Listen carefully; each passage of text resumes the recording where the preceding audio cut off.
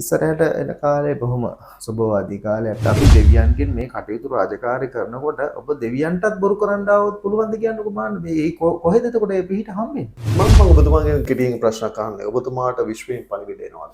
මීන ලග්නීමයන්ගේ පෞල් ජීවිත වලට පවා ඔන්න බරපතල විදිහේ දුර්වල මාසයක් තමයි මේක. ඒ කියන්නේ මේ අපි කියන්නේ මේ කට්ටිය විතරයි මේවා කරනවා කියලා කියන්නේ. නෑ විදේශ රටවල විදේශ ජාතිකයෝ මංගාවට ඇවිල්ලා වැඩ කරගෙන ගිහින් තියෙනවා. පිළිගන්නවද? ටිකක් අර ලේරත් වෙලා තියෙන නිසා ආවේගශීලී ගති පොඩ්ඩක් වැඩි වෙනවා මේ බක් මාසේ. ඒක තැනකට ගිහින් තව ආය යනවා සතියකින් තව තැනකට.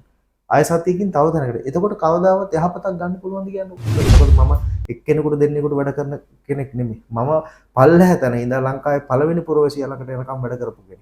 ලෞකික ජීවිතයේ සප සම්පත් අපි ඉල්ලන්නේ දෙවියන්ගෙන් තමයි. එතකොට ඒවා ලබා ගන්න ඔබත් ඉන්න ඕන හරි ප්‍රතිපත්තිය. ඒකට ආපු කෙනෙකුට බොහෝ දෙනෙකුට ලොතරැයි යදුනා.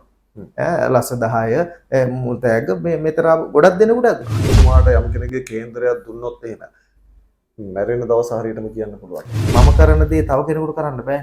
එතකොට මට දෙවියන් පිහිට වෙන ආකාරය වෙනස්, තව කෙනෙකුට දෙවියන් පිහිට වෙන ආකාරය වෙනස්. සමහරු බලාපොරොත්තු වෙනවා මේ අද කරලා තව සතියක් විතර යද්දි මේ සියල්ල ඉෂ්ට වෙලා තියෙනවා. එහෙම අපි වැඩ කරන්නේ නැහැ. කිව්වොත් එහෙම මෙන්න මේ කාලේදී ඔබ අමාරු වැටෙනවා කියලා එහෙම කියලා වැරදුණු කෙනෙක් ඉන්නවනේ කියන්න බෑ. ඔය මකර ලග්නෙට එහෙම ඔන්න විදේශගත වෙන්න පුළුවන් මාසයක්. විදේශගත ලැබී විදේශ සංචාර ඒත් එක්ක මොන තමන් දාලා තිබ්බනම් විදේශගත වෙන්න මෙන්න මේ මාසෙදී ඔබට එන්න පුළුවන් බය වෙන්නේ නැතුව ඉන්න. දැන් මගේ වැඩ කරලා මම ගොඩාක් දෙනෙක් ගොඩ දාලා තියෙනවා ජීවිතේ. එතකොට ඒ ගොඩ දාපු කට්ටිය ඒ ගොඩ දැම්මින්නුත් එහා දෙයක් සමාජයට බලාපොරොත්තු මෙතනටත් එහා තව ටිකක් හොඳ වීඩියෝ කියලා බලන්න තව තැන් වලට ගිහලා අනේ විනාශම වෙලා. ඔයා දන්නවද මං ගාවට ආවිලා ලෙඩ්ඩු කී දෙනෙක් සනීප වෙලා තියෙනවද කියලා? ඒ ලෙඩ්ඩු සනීප වෙලා තියෙන මම බේත් කරලා නෙමෙයි. මේ පැත්තෙන් සෙත් සාන්ති කරලා. සමහරෙකුට මාව හරියනවා සමහරෙකුට මාව හරියන්නේ. එතකොට මං කියන්නේ මේ ශාස්ත්‍රේ කාගෙන් වැඩ කරගත්තත් ඔබ ගන්න ඔබට යහපත තියෙන තැන ඔබ රඳින්න නවතින්න.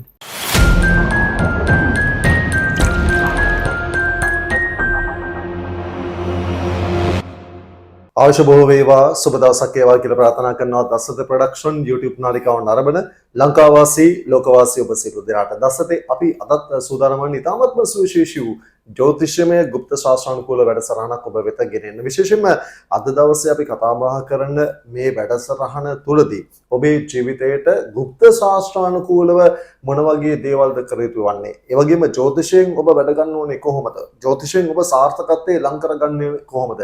ඔබේ රැකියාව සම්බන්ධයෙන්, ව්‍යාපාර කටයුතු සම්බන්ධයෙන්, දරුවන්ගේ අධ්‍යාපන කටයුතු සම්බන්ධයෙන්, ගෙවල් දොර ප්‍රශ්න සම්බන්ධයෙන් අද දවසේදී අපි මේ වැඩසටහනේ කතා බහ කරන්න සූදානම්. ඒකට ඔබේ සිතේ තියෙන ප්‍රශ්න වලට පිළිතුරු සොයා දෙන්න අද දවසේ අපි සූදානම්. ඉතින් ඒකට සුදුසුම තැනකට සුදුසුම කෙනාව මුණ ගැහින්න තමයි දසතේ අපි අද ආවේ. ඒ තමයි ගල්ගමුවේ කුමාර වෙද මහත්තයාව මුණ ගැහෙන්න. ආයිබෝන් කුමාර මහත්මයා. ආයිබෝන්.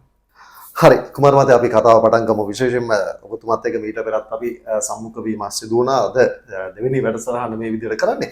විශේෂයෙන්ම අපි ඔබතුමාත් එක්ක පළමු වැඩසටහනේදී කතා බහ කරේ මේ පෙබරවාරි මාසයේ ග්‍රහ මාරු වීම සහ ඒකෙන් කොහොමද මේ ජ්‍යොතිෂය තුලින් වැඩ ගන්න ඕනේ විදිය. ඔබතුමා ගුප්ත ශාස්ත්‍රයට ඒ වගේම ජ්‍යොතිෂයට ප්‍රවීණයෙක්. අද අපි කතා බහ කරන්නේ ගුප්ත ශාස්ත්‍රය සහ ජ්‍යොතිෂය සම්බන්ධයෙන්. ගුප්ත ශාස්ත්‍රයට මුල් තැන දෙනවා.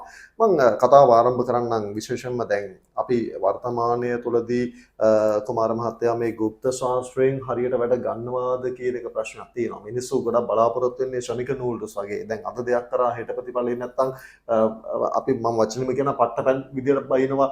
මෙයා හරි නෑ, මෙයා වැඩ කරන්නේ නෑ, මෙහිම මේමයි කියලා. හැබැයි අපි එතන නෙවෙයි ඉන්න ඕනේ. එතනින් එහාට ගිහිල්ලා මේ ගුප්ත ශාස්ත්‍රයේ අධ්‍යයනය කළා කොහොමද මේවා වැඩ ගන්න කියන එක තමයි අපි හොයන්න ඕනේ. ඇත්තටම අපිට මේ ගුප්ත ශාස්ත්‍රය හරහා වැඩ ගන්න පුළුවන්. සමීර සාමාන්‍ය ගුප්ත ශාස්ත්‍රයේ තියෙන මිනිස්සුන්ට වැඩ ගන්න තමයි. ඒකෝල මේක අද ඊයක පැවතෙන එකක් නෙමෙයි අවුරුදු 4-5000 ගතීතයක් තියෙන දෙයක්. එතකොට මේවා හොරබොරු නම් මේ සමීර මෙච්චර කල් එනවද එහෙම? මං කියන්නේ බොරුවක් එහෙම නැත්නම් සමහරු කියන මේවා මිත්‍යා මේවා බොරු එතකොට මේවා විදේශ රටවල් වල නෑ. විදේශ රටවල් වල කට්ටියත් මං ගාවට ඇවිල්ලා වැඩ කරගෙන ගිහින් තියෙනවා. මේ මෙතනට ආපු කට්ටිය දන්නවා.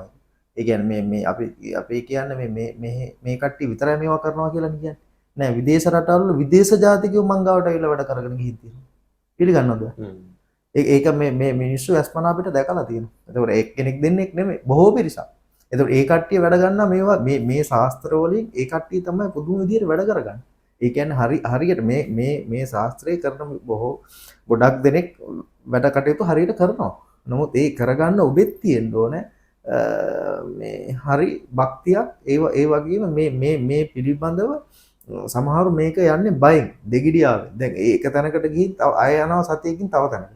අය සතියකින් තව තැනකට. එතකොට කවදාවත් යහපතක් ගන්න පුළුවන්ද කියන්නේ? දැන් ඔබ මේ අපි දෙවියන්ගෙන් මේ කටයුතු රාජකාරී කරනකොට ඔබ දෙවියන්ටත් බොරු කරන්න ආවොත් පුළුවන්ද කියන්නකෝ මාන්න මේ කොහෙද එතකොට මේ පිහිට හම්බෙන්නේ? එහෙම හම්බෙන්නේ නැහැ. පිහිට හම්බ වෙනවා ඔබත් බොහොම ප්‍රතිපත්තිකරකෝ බොහොම භක්තියෙන් මේ වැඩ කටයුතු කරගන්න ඕන. මම ගොඩක් දෙනෙකුට කියන්නේ ඔබ මංගාවට එනවනම් ඒ භක්තියෙන්ම පමණක් එන්න. එහෙම නැතුව අය කවදාවත් ඔබ දෙගිඩියාවෙන් ඉන්න ඊට මෙච්චර දුරක් එන්නත් එපා මම ගාවට පැමිණෙන්නත් එපා.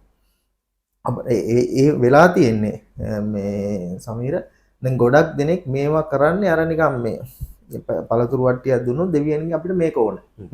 දැන් ලෞකික ජීවිතයේ සප සම්පත් අපි ඉල්ලන්නේ දෙවියන්ගෙන් තමයි. එතකොට ඒවා ලබා ගන්න ඔබත් ඉන්න ඕන හරි ප්‍රතිපත්තියක. යන්ත්‍රයක් දැම්මොත් ඔබට උරු මස් හරම් මස් ඔය කියන දේවල් වලින් චුට්ටක් බැහැර වෙලා ඉන්න කියනවා. සමහර අවස්ථාවල් මේ කණ්ඩ එපාම කියනවා නෙමෙයි. නමුත් පොඩි සමහර දුර්වලම කාර්ය අපි කියමුකෝ මොනවා හරි අමනුෂ්‍ය බලපෑමක් අධිහුණීමක් බන්ධනයක් එහෙම නැත්නම් පැන්නුමක් කැවීමක් සිද්ධ වෙලා තියෙන කෙනෙකුට මේ දේ අයින් කරගෙන පොඩි කාලයක් ඔබ යහපත්ව ඉන්න මේ දේවල් වලින් දුරස් වෙලා කියලා කිව්වහම ඔබ ඒක කරන්න ඕනේ. දැන් කලු කුමාර දෝෂේ ඇවිල්ලා තියෙන දරුවෙක් හිටියොත් යම් සිදි මෙයාට කියන අපි මෙන්න මේ ටිකෙන් ප්‍රවේශම් වෙන්න කියලා. ඉතින් ඔබ ඒක කරන්න ඕනේ.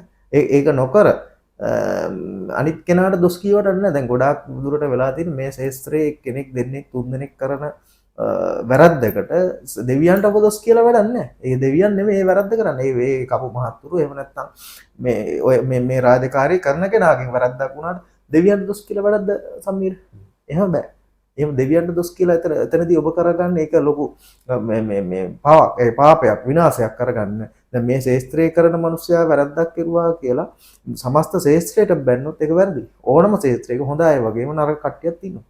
ඉතින් ඒක තෝරාගෙන බේරාගෙන යන්න ඔබටත් තියෙන්න ඕනේ යම් කිසි විදිහේ දැනුමක් ඥානයක්. ඒ ඥාන තමන්ගේ ඉෂ්ට දේවතාවෝ ඉන්නවා. තමන්ට මොන හරි මෙතනදී අයහපතක් වෙනවා කියලා දැන ඔබ එතනින් අයින් වෙන්න. ඔබ ඒ කෙනාට දොස් කියන එක නෙමෙයි. දැන් ඕනම දෙයක සමීර හොඳ වගේම නරක තියෙනවා. නේ දැන් හැමතැනම නැද්ද කියලා කියන්නකො බලන්න මේ ඕනම ශාස්ත්‍රයක හොඳ කරන කට්ටිය වගේම ඒ ශාස්ත්‍රය විනාශ කරන්න යන කට්ටියක් තියෙනවා. ඉතින් ඒ නිසා ඔබ මේක තෝරාගෙන බේරාගෙන ගියොත් ඔබට ගියයි. ඉතින් ඒ කෙනෙක් දෙන්නෙක් කරන වැරද්දකට ඔබ මේ සමස්ත ශාස්ත්‍රයට දොස් කියන්නේ මොකද මේ වගේ වැඩ අර රජ කාලෙත් මේ වගේ වැඩ අරගෙන බොහෝ යහපත් දේවල් බොහෝ හාස්කම් කරලා තියෙනවා. අදටත් ඒවා තියෙනවා. අදටත් මේ ශාස්ත්‍රයේ මේ කරන දේවල් බොහෝම බලගත් දේවල්. ඉතින් මේවා හරියට කරුවොත් ඕන කෙනෙකුට බල හිටිනවා. බල හිටින්නේ නැත්තේ නෑ සමීර. මේවා කරන ඔය ගොඩක් දෙනෙක් වන් කියන්නේ හරියට කරන්න දන්නේ නැති කෙනෙකුට මේ ශාස්ත්‍රයේ පිටින්නේ නෑ. මේ ශාස්ත්‍රයේ පිටින දැන් මම කරන දේ තව කෙනෙකුට කරන්න බෑ. එතකොට මට දෙවියන් පිහිට වෙන ආකාරය වෙනස්, තව කෙනෙකුට දෙවියන් පිහිට වෙන ආකාරය වෙනස්. එතකොට සමහර අවස්ථාවලදී මං ගාට ඇවිල්ලා 100ක් ආව සමාජයට 5-6 දෙනෙකුට ඒ පිහිට නොලබෙන්නත් පුළුවන්. මොකද ඒ කට්ටිය ඒක ලොකු භක්තියකින් විශ්වාසයෙන් එන්නේ නැති වෙන්න පුළුවන්. නමුත් ඒ අපි කියන ක්‍රියාකාරකම් එයාලට සමහරු බලාපොරොත්තු වෙනවා මේ අද කරලා තව සතියක් විතර යද්දි මේ සියල්ල ඉෂ්ට වෙලා තියෙනවා. එහෙම අපි වැඩ කරන්නේ නැහැ. ඒ වැඩ කරනකොට අපි වැඩ කරන්නේ යම්කිසි කාලවකවානුවක් කියලා. මෙන්න මේකයි කියලා ඒ සත්‍ය පැහැදිලි කරලා දීලා. නමුත් ඒ සත්‍ය පැහැදිලි කරන්න තොර මවාපාන ලෝකයකට සමහරු කැමති කට්ටිය ඉන්නවා. සමහරු කැමති අසාතර බලලා ඔළුව හොල්ලලා ඉතින් එහෙම යම්කිසි විදියකින් වරමකින් වැඩ කරන විදිහේ ක්‍රමයකට සමහරු කැමති. සමහරු නිකම්ම මොන හරි දෙයක් කියනකොටත් ඒත් කැමති. එතකොට සමහරු කැමති මේකේ සත්‍යෙම දේ අහගෙන මේ විදිහට වැඩ කටයුතු කරගන්න. එතකොට ඔය ආකාර 4-5ටම කැමති මිනිස්සු කොටාස ඉන්න. මොකද මිනිස්සු විවිධාකාරයි. එතකොට සමහරෙකුට මාව හරියනවා, සමහරෙකුට මාව හරියන්නේ. එතකොට මං කියන්නේ මේ ශාස්ත්‍රේ කාගෙන් වැඩ කරගත්තත් ඔබ ගන්න ඔබට යහපත තියෙන තැන ඔබ රඳින්න නවතින්න. එතකොට එතනදී ඔබ යන්න එපා තැනින් තැනට. දැන් කියන්නේ මං කියන්නේ මම ගාව යහපතක් තියෙනවා ඔබ මම ගාව නවතින්න. මම ගාව ඔබට යහපතක් නැත්නම් ඔබ වෙනත් තැනකට ගිහින් ඔබට යහපත් තැනක් බලන්න. ඒ බලලා එතනදී හරි නවතින්න. ඒ නැවතුන් නැත්නම් එහෙම නැතු තැනින් තැන යන්න ගියොත් ඔබ අතරමං වීමක් වෙන්නේ. ගොඩක් දෙනා ඔය දොස් කියන්නේ ඔන්න ඔය වගේ තැන් ගන්න ගිහිල්ලා එක තැනක්වත් මෙයාලට හරියට නිගමනය කරගන්න බෑ. ඒ තැන් 100කට ගියොත් මේක 100 ආකාරයකින් වෙන්නේ. ඒ 100 ආකාරයක වුණාම අර ඉන්න කෙනා සමහරට ඔළුව අවුල් කරගන්නත් පුළුවන්. ඒ හින්දා Tamanට යහපතක් තියෙනවා නම් එතනදී නැවතිලා ඒ වැඩ රාජකාරී තමන්ට හරියනවා නම් සමීර එතන නැවතිලා එතනින් වැඩ කරගන්න නෙමෙයි තියෙන්නේ. එතනුත් එහා බලන්න එහෙනම් මට මෙතනුත් එහා තව ටිකක් හරියනවාද කියලා බලන්න තව තැනකට එනවා. එතකොට තීන ටිකක් ඉවරනවා. තීන දෙන්න තියෙනවා. එහෙම ගොඩක් දෙනෙකුට වෙලා තියෙනවා. දැන් මගේ වැඩ කරලා මම ගොඩාක් දෙනෙක් ගොඩ දාලා තියෙනවා ජීවිතේ. එතකොට ඒ ගොඩ දාපු කට්ටිය ඒ ගොඩ දැම්මින්නුත් එහා දෙයක් සමාජයට බලාපොරොත්තු මෙතනටත් එහා තව ටිකක් හොඳ වීඩියෝ කියලා බලන්න තව තැන් වලට ගිහලා අනේ විනාශම වෙලා. සමහරු මංගාවට ඇවිල්ලා ඒවා කියලා දිනවා මෙතන ඒ සත්‍යම කියලා තියෙනවා. මෙහෙම මම ගියා මෙන්න මෙහෙම වුණා මගේ තීර දේවලුත් ඔක්කොම නැති වුණා මම මෙහෙට ඇවිල්ලා මෙන්න මේ කාලය යනකම් බොහොම හොඳට මගේ ව්‍යාපාර සියල්ල දියුණු වීගෙන ආවා. ඒ මගේ තියෙන කරුමයකට මම මේ අන්න අහවල් තැනට මෙන්න මෙහෙම බර වුණා. ඉතින් එදායින් පස්සේ මගේ තියෙන සියලු දේ විනාශ වුණා. එතකොට අපි මේවා කරන්නේ සමීර මේ දෙවියන්ට හරියට පුද පූජා තියලා මේ යන්ත්‍රයක් වුණත් හරියට ජීවන් කළා තමයි ඔබට දෙන්නේ. එතකොට මේ වගේ වැඩගත්තු පිරිස් ඇති තරම් එන මංගා දැන් මෙතනට එනකොට ඕන කෙනෙකුට බලන්න කියලා මංගාවට මේ මුලින් ආපු කට්ටිය කී දෙනෙක් එනවද කියලා. දැන් සමහර තැන් වලට එහෙම එනවද මිනිස්සෙක් කියන්නත් බෑ. එක දවසක් ආව නම් පහුවදාට ආයෙ එන්නේ නැහැ. නමුත් මංගාවට එනවා සමහරට මාස 3න් 3ට 6න් 6ට මාස 9න් 9ට අවුරුද්දෙන් අවුරුද්දට. මේ අද ඊ ආපු කට්ටිය නේ මොකද මම මේක කරන්නේ අද ඊයේ නෙමෙයි. එතකොට ඒ අවුරුදු ගාණක් මංගාවට එක දිගට එන කට්ටිය ඉන්නවා. එයාලා මහා දැවැන්තු. එයාලගේ පවුල් පසුබිම් සැකසීලා දරුවෝ යහපත් කළා. දරුවන්ගේ අධ්‍යාපන කටයුතු කරගෙන ඒ දෙමාපියෝ ඒ ආපු දරුවෝ පව අද ඉහළ තැන් වල ඉන්නේ. ඉතින් එහෙම සේවයක් ගත්ත කට්ටිය ඉන්නවා. එතකොට මේක මම කිව්වේ එකයි බොහොම භක්තියෙන් කරගන්න කෙනාට මේක බොහොම යහපත්. මොකද මේකෙන් වැඩ අරගෙන ජීවිතේ ඉහළට ගියපු කට්ටිය වුණා. මොකද මම එක්කෙනෙකුට දෙන්නෙකුට වැඩ කරන කෙනෙක් නෙමෙයි. මම පල්ලෙහැ තැන ඉඳලා ලංකාවේ පළවෙනි පුරවැසියා ළඟට එනකම් වැඩ කරපු කෙනෙක්. සමීර. එතකොට මේ හැම දෙනාම මේවා කරගන්නවා. ඒ සමහරව මේක පෙන්වන්නේ නැහැ නමුත් කරනවා. මේවා කරගන්නවා. මේ පැත්තේ වැඩ රාජකාරී මේ 90% දෙනෙක් කරනවා.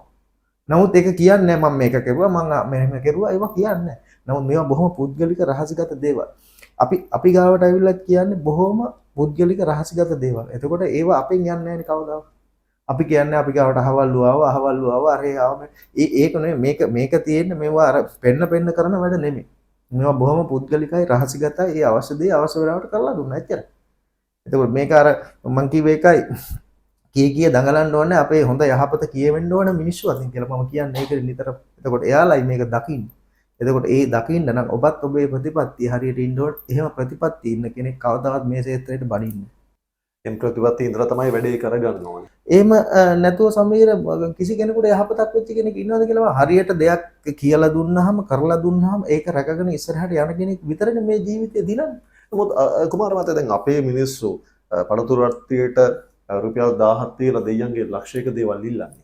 ඒක එක සමහර මිනිස්සු බලාපොරොත්තු වෙන දේවල් ඉන්නවා. සමහර කට්ටිය 1000 තියලා සමහරට දසලක්ෂ කෝටිය ලැබෙන මිනිස්සුත් ඉන්නවා.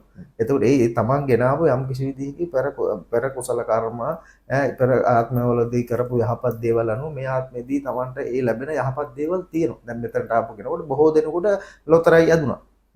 ලස්ස 10 මුල් තෑග්ග මෙතන ගොඩක් දෙනෙකුට ඇදුනා.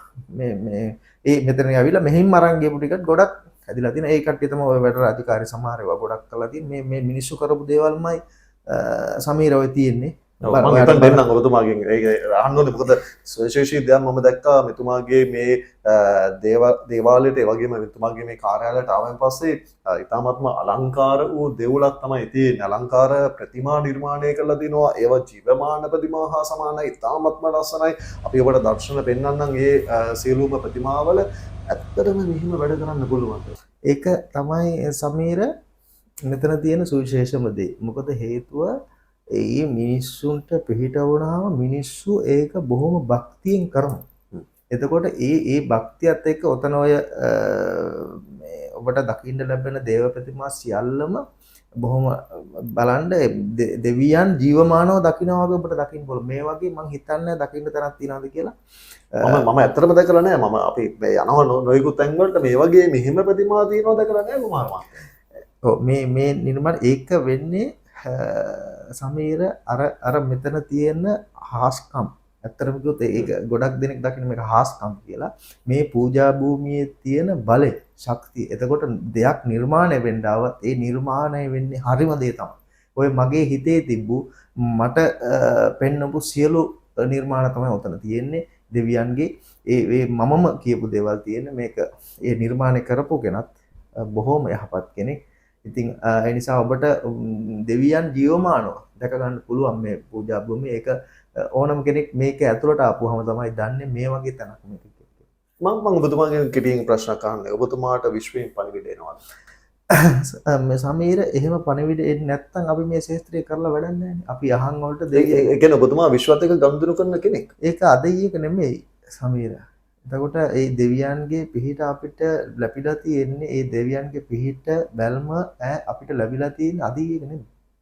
ඉතින් මේ තරම් දෙයක් වෙන්න පුළුවන්ද එහෙනම්? මේ තරම් ජනගහනයක් මේ දෙයින් යහපත් කරලා ගන්න පුළුවන්ද දෙවියන්ගේ පිහිටක් නැති කෙනෙකුට? අපි ඔයා දන්නවද මංගාවට අවිලා ලෙඩ්ඩු කී දෙනෙක් සනීප වෙලා තියෙනවද කියලා? ඒ ලෙඩ්ඩු සනීප වෙලා තියෙන මම බේත් කරලා නෙමෙයි. මේ පැත්තෙන් සෙත් සාන්ති කරලා. සමහරුට පිළිකා තිබ්බේ සමහර දරුවෝ බේර ගන්න බැරි වෙයි කියලා ICU එකේ හිටියේ දවස් 2යි තිබ්බේ ජීවිතේ කාලේ. අද ඒ දරුවෝ හොඳට ඉස්කෝලේ යනවා. ඔප්පු කරලා පෙන්නන්න පුළුවන්. ශාස්ත්‍රීය සාධක සහිතව. මේ අම්මලා එතකොට ඒ අපි කරපු සමහරුන්ගේ තුවාල තිබ්බා සමීර ඒවා හොඳ වෙන්නේ නැහැ කවදාවත්. ඒ වෙලා තියෙන අර අමනුෂ්‍ය බලපෑම් වලට මේ පැත්තේදී කරන දුර්වලතාවයන් වලට තුවාල වෙලා ලෙඩ වෙලා විනාශ වෙච්ච කට්ටිය තමයි ඒ. සමහරු හදි හුනියම් බන්ධන වලට මැදි වෙලා සමහරු අමනුෂ්‍ය තමන්ට බන්ධනය වෙලා සමහර දරුවන්ට සමහර විට ගෑනු දරුවන්ට එහෙම කල්කුමාර දෝෂේ ආවට පස්සෙත් අසනීප කරනවා කොච්චර හරි. රැයට එහෙම නිදා ගන්න දෙන්නෙම නැහැ. ඉතින් ඒ වගේ පුදුම විදිහට දුක් විඳව සමහරුන්ට පිළිකා තිබ්බා මං ගාවට එනකොට.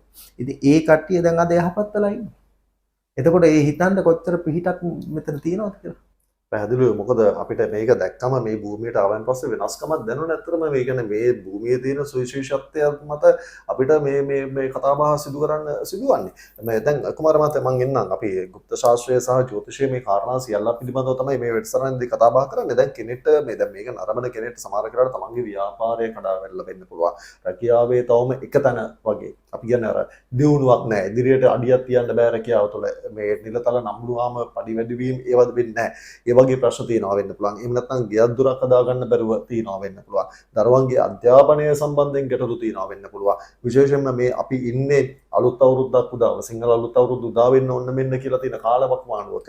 ඒ කාලය තුලදී මේ වගේ ප්‍රශ්න තියෙනවා නම් කෙනෙක්ට මොන වගේ දේවල්ද කරන්න පුළුවන් සහ ඔබතුමාගේ ওই গুপ্ত ශාස්ත්‍ර සහ ජ්‍යොතිෂ දැනීමත් එක්ක මොන වගේ සේවයක්ද ලබා දෙන්න පුළුවන්. ඇත්තටම සමීර සාමාන්‍ය තමන් දුරවලව ඉන්නවා. විශේෂයෙන් තමන්ගේ අර ජන්මපත්‍රය මම කිව්වේ මුලින්ම පරීක්ෂා කරගත යුතුයි. දැන් මම ඒකෙන් තමයි කියන්නේ ඔබට කෙරෙන්න ඕන පිළිවෙත් ටික. ඒතකොට ඔබගේ භූමිය දුරවලයිද? ඒ භූමිය දුරවන ඒ භූමියට අවශ්‍ය ප්‍රතිකාරමය කරන්න ඕන. තමන්ගේ දුරවල ගහරටාවක් කරන ඒකටත් අවශ්‍ය ප්‍රතිකාරමය මම කියනවා.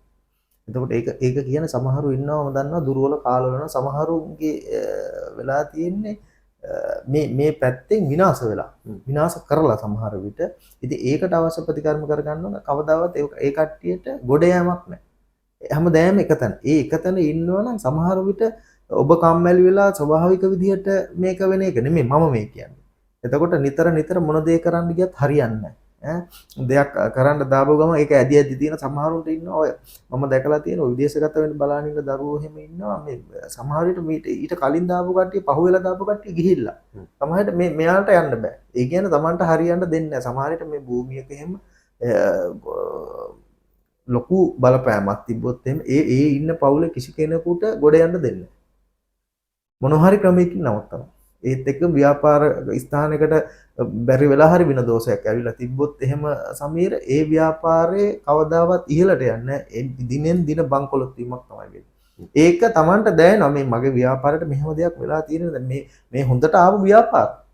දැන් සමහරු ඉන්නවා හොඳට දැන් එක භූමියක ඉන්නවා ඒ භූමිය හොඳට හම්බ කරනවා හම්බ වෙලා ඉහළටම ඇවිල්ලා තව භූමියක් ගන්නවා මිලදී ගන්නවා. ඒ තැනට ගියපු ගමන් අර තියෙන සියලු දේ විනාශ වෙනවා.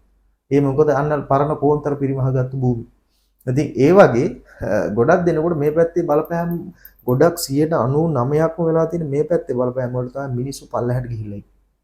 ඒක ගොඩක් දෙනකොට ඒ දන්න කට්ටිය දන්නවා මේ පැත්තේ ඒ තියෙන බලය කොහොමද කියලා. ඒ ගොඩක් දෙනේ පල්ලෙහාට දාලා මෙහෙ විතරක් නෙවෙයි විදේශගත වල දැවැන්ත රටවල් වල ඉන්නවා. ගිහිල්ලා ඒ හිටියත් කවදාවත් එයාලට ගොඩේමක් නැහැ. එයාලා දන්නවා මේ අපිට මේ වැඩේ කරලාමයි තියෙන්නේ. ඒ වගේ බේරෙන්න තමයි සමහරවිට දරුවෝත් තරම් විදේශගත වෙලා තියෙන්නේ. එහෙ විදේශගත වුණා කියලා එයාලට බේරුමක් නැහැ. එහෙම හිටපු පව් ගොඩාක් දෙනෙක් මම යහපත් කරලා තියෙනවා. ඉතින් මේ පැත්තේදී ඔබට වැඩක් කරගන්න ඕන ඔබ හරියට හරි කේන්දර පරීක්ෂාවක් කරලා ඉවරලා ඔබට අවශ්‍ය රාජකාරී කටයුත්ත හරියට කරගන්න ඕන. එහෙම කරගත්තේ නැතුනොත් අයෙත් වෙන්නේ ඔබ අමාරු වැටිල්ලක් තමයි. සමහර දෙනෙක් ඉන්නවා සමහර විට මේ විනාශ වෙන තැන් වලට තමයි යවෙන්නේ. ඒ විනාශ වෙලා සමහරට එතනුත් එහා වෙන්න දෙයක් නැහැ. ඉතින් ඒ වගේ හරියට මේක බලලා තමන්ගේ ජන්මපත්‍රය බලලා මේකේ මොනවද තියෙන දෝෂ එහෙම නැත්නම් තමන්ට වෙන බාහිර දෝෂයක් කියලා දැන් ඔය කේන්දරෙන් කියන්න පුළුවන් අමනුෂ්‍ය බලපෑමක් වෙනවද හදිහූනියමක් කරලා තියෙනවද ඈ මොන කාලවකවානු වලද කියලා කියන්න පුළුවන්. මම ඔබතුමාගෙන් අහන්නේ ඔබතුමා මේ ඔබතුමාට යම් කෙනෙක්ගේ කේන්දරයක් දුන්නොත් එහෙම මැරෙන දවස් හරියටම කියන්න පුළුවන්. සමීර කෙනෙක්ගේ මරණ වෙලාවලුත් හරියට ගැළපීලාවක් කියන්න පුළුවන්. ඒක මොකද හේතුව ඔය ඕකේ තියෙනවා ගොඩාක් දේවල්. ඕකේ මේ කේන්දර පරීක්ෂාවෙන් අපිට කරන්න පුළුවන් ගොඩාක් දේවල් තියෙනවා. ඔය අමනුෂ්‍ය බලපෑම් එතකොට ලේසෙල වෙනවා නම් ඔබේ ව්‍යාපාර දුර්වල වෙනවා නම් ඔබට යම්කිසි විදිහකින් අමනුෂ්‍ය බලපෑමක් එනවා නම් ඔබ අසනීප වෙන්න තියෙනවා නම් ඉතින් ඒ කරුණු ටික දැන් මම කියන්නේ අත්‍යවශ්‍ය කරුණු ටික විතරයි. එතකොට මොකද 100ක් ආවොත් මට ওই 100ට එක්කෙනෙකුට පැය දෙක තුනක් අරන් කියන්න ගියොත් එහෙම ওই 100 බලන්න මට දවස් කීයක් යනවද බලන්න. එතකොට මං ගාවට ගොඩක් දෙනෙක් පැමිණෙනවනේ. එතකොට මං අත්‍යවශ්‍ය කරුණු ටික තමයි කියන්නේ මෙන්න මේ ටික කියලා මේ ටිකට පිළියමක් යොදාගන්න. කියලා ඒ අවශ්‍ය පිළියම් කටයුතු ටිකක් දෙනවා. එතකොට මම කියන්නේ මේකේ බලලා කියන්න පුළුවන් ගොඩාක් දේවල් තියෙනවා. එතකොට ඒ බලලා කියන්න පුළුවන් ඒ කේන්දරෙන් බලලා නෙමෙයි ඒක සමහර අවස්ථාවලදී ඒක දැකපු ගමන් ඒවා පේනවා අපිට. ඒ පෙනීමත් එක්ක මේ ශාස්ත්‍රයේ තියෙන ඒ දෙවියන්ගේ පිහිට ලැබිලා ඒ අපි පූජා තියලා ඒ ගත්තු බල ශක්තිය තමයි ඒක ඒ බලය. ඒ බලයෙන් අපිට යම්කිසි දේවල් පේනවා අනාගතේ. ඒ පෙනීමෙන් අපි කියනවා මෙන්න මේ කාලවකවන ඔයාලට මෙහෙම වෙන්න පුළුවන්. එහෙම කියපු කිසි කෙනෙකුට ඒක වැරදිලා නැහැ. ස්ථිරවම කියනවා. කිව්වොත් එහෙම ඔය මෙන්න මේ කාලේදී ඔබ අමාරු වෙනවා කියලා එහෙම කියලා වැරදුණු කෙනෙක් ඉන්නවනේ කියන්න බෑ. එහෙම වර්ධින්නේ නැහැ. ඒ වර්ධින්න නෙමෙයි කියන්නේ. මොකද හේතුව මේ ශාස්ත්‍රයේ මම කීවේ හරියට කරගෙන ගියොත් මිනිස්සුන්ට ලොකු සේවයක් කරන්න පුළුවන්. නමුත් ඒ සේවය ගන්නත් මිනිස්සු දැනගන්න ඕන. යම් කිසි විදිහකින් මම කරන විදිහට නෙමෙයි තව කෙනෙක් කරනවා වෙන්න පුළුවන්. දැන් මගේ කරන යම් කිසි විදිහක් තියෙනවා. එතකොට මගේ ඒ කියන මම ඒකයි කිව්වේ මම අත්‍යවශ්‍ය කරුණු ටික විතරයි කේන්ද්‍රයක කියන්නේ කියලා. එතකොට ඒ ආපුවාම මෙන්න මේ ටිකයි මෙන්න මෙහෙමයි දුර්වල කියලා ඒ කර්ම කාරණා ටික කියනවා. ඉතින් මිනිහෙකුට දැනගන්න ඕනත් එච්චර තමයි. ඔක අර මේ එන පොතක් වගේ දුන්නා කියලා මිනිස්සුෙකුට ඔක අර නිතර මේ වැඩක් නැතුව බලාගෙන ඉන්න කෙනෙකුට නම් ඔක හොඳයි. නමුත් ගොඩාක් දෙනෙක් ඉන්න සමහරු එනවා මං ගාවට මේ කේන්දර 20 30 පොලකින් බලලා වැඩ කරගන්න. ඒ කියන්නේ මට ඇවිල්ලා කියනවා වෙද මහත්තයා මට මෙන්න මේ ටික කරගන්න ඕන. කෙලින්ම කියනවා. මට මෙන්න මේ ටික කරගන්න ඕන. මට මේ ටික කරගන්න විශ්වාසවන්ත කෙනෙක් හිටියේ නෑ. ඒකයි මම ඔබතුමා ගාවට ආවේ. කියලා කෙලින්ම කියනවා. එතකොට අපි තියලා තියෙන තැන බලන්නකෝ මේ සමීර. එතකොට ඒ එන්නේ බොහොම ඒ කියන්නේ ඒ තරම් භක්තියකින් තමයි එන්නේ. එතකොට මේ මෙතුමා ගාවින් මේ දේ කරගත්තොත් මට මේක යහපතක් වෙනවා කියලා දන්න හින්දා. අන්න ඒ තැනයි මිනිසුන්ගේ තියන්න ඕන. ඒ විශ්වාසය මිනිසුන්ගේ තියන්න ඕන. එහෙම වුණාම මේ ශාස්ත්‍රයට ගොඩාක් දෙනා ගරු කරන්න පටන් ගන්නවා. හරියටම ඒක කරගන්න පුළුවන් වුණොත්. හරි අපි විශේෂයෙන්ම গুপ্ত ශාස්ත්‍රය සහ ජ්‍යොතිෂය පිළිබඳව තමයි කතා බහ කරන්නේ. গুপ্ত ශාස්ත්‍රය සම්බන්ධයෙන් ඔබට තියෙන ගැටලු වලට කුමාරවේද මහත්තයාගෙන් යම් සහනයක් සහ පිළිතුරක් අවශ්‍ය නම් අපි එතුමාගේ දුරකථන අංකය සඳහන් කරනවා. ඒ දුරකථන අංකයට ඇමතුමක් ලබා දීලා ඔබට පැහැදිලිව ඒ සම්බන්ධයෙන් උත්තරයක් ලබා ගන්න පුළුවන්. හරි අපි කතාව නිමාවටපත් කරන්නත් ඕනේ කුමාර මහත්තයා. ඊට කලින් මම ඔබතුමාගෙන් දැනගන්න කැමතියි. දැන් අපි මේ 2026 වසරේ මාස කිහිපයක් ගත කරලා දැන් මේ ඇවිල්ලා ඉන්නේ තවත් සුවිශේෂී මාසයක් තමයි ඉදිරියේදී උදා වෙන්නේ. මේ සිංහල ක්‍රමයට ගත්තොත් එහෙම බක් මාසය එහෙම නැත්නම් අපි අවුරුදු කාලය මේ අප්‍රේල් මාසය මේ කාලය තුලදී මම ඔබතුමාගෙන් දැනගන්න කැමතියි මේ දැන් අපි අවුරුද්දෙන් පස්සේ අපිට තව කතා කරන්න ගොඩක් දේවල් තියෙනවා. හැබැයි ඊට කලින් ගත්තොත් මේ ගතවන්නා වූ කාලය සහ මේ අප්‍රේල් මාසයේ අතර කාලය තුලදී මොන වගේ ලක්ෂණ වලට මොන වගේ දේවල් වෙන්න පුළුවන්ද?